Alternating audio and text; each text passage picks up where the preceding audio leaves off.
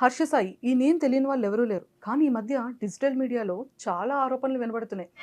ఆ మ్యాటర్ మీకు కూడా తెలిసిపోయిందా సార్? నాకేంటే బాబు మొత్తం ఈ ప్రపంచానికి తెలిసిపోతాను. డైరెక్ట్ మనం హర్ష సాయి గారితో మాట్లాడితేనే వీటన్నిటికీ ఆన్సర్ దొరుకుతుంది. నేను దీనికోసం వెయిట్ చేస్తున్నాను. వాళ్ళ యొక్క క్వశ్చన్స్ అన్ని మీకు స్ట్రైట్ వేలో అడుగుతా.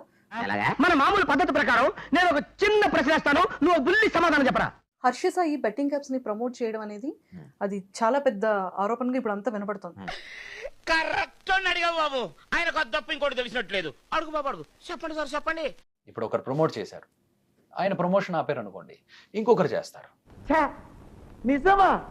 అరే వాళ్ళందరూ ప్రమోషన్ కూడా ఆపితే డైరెక్ట్ గా యూట్యూబ్ లో 5 seconds యాడ్ ఉందో చూసారా, దాని ముందు ప్లే అయిపోతున్నాయి. వెధవ లాజికల్ చెప్పి కన్ఫ్యూజ్ చేయక, బాగా ముదిరిపోయావు. ఒకే ఆరోపణ పదే పదే పదే పదే పదే పదే. పాపం ఫీల్ అన్నట్టున్నారు. మీరు నిజమా అబద్ధం అన్నదే చెప్పగలరా అవి?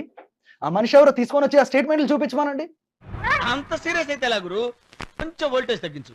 నేను చేయను అన్నాను అనుకోండి, సింపుల్ గా కంపెనీ వాళ్ళు ఏం చేస్తారు, అదే డబ్బుల్ని వేరే వాళ్ళకి ఇస్తాడు. యా యా అట్లీస్ట్ మేము చేస్తే ఆడే వాళ్ళ సంఖ్య బాగా 90% వరకు తగ్గించగలం. ఆ డబ్బుల్ని ఇంకొక 4 మంచి పనులకు వాడగలుగుతాం. అంటే మీకో నీతి మాకో నీతి ఏంటి? డబ్బు నాలుగో నీతి. మీరు చేస్తే సంసారం, మేము చేస్తే విచారం ఏంటి? సారీ, టెలిగ్రామ్ లింకుల్ని క్రియేట్ చేసి అందరినీ అక్కడికి రప్పించి బలవంతంగా ఆడిస్తున్నారట.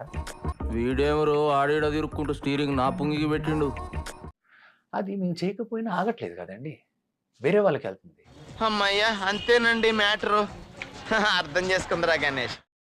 ఒకవేళ తెలుగులో ఎవరైనా బెట్టింగ్ యాప్స్ చేసిన వాళ్ళు తక్కువ చేసిన వాడు ఎవడైనా ఉన్నాడంటే హర్ష సాయే. వాళ్ళ కష్టాలు వాస్తవం, మేము చేసింది కూడా వాస్తవం. పెయిడ్ ఆర్టిస్టులను పెట్టి చేయాల్సిన అవసరం ఏముంది? నీ గురించి తెలియక ఏదేదో మాట్లాడాను. పర్వాలేదు రంగారావు గారు. మీరు గమనిస్తే ఈ మధ్య కాలంలోనే ఈ ఆరోపణలన్నీ వస్తున్నాయి. వీటి వెనకతలు కూడా కొంతమంది ఉన్నారు.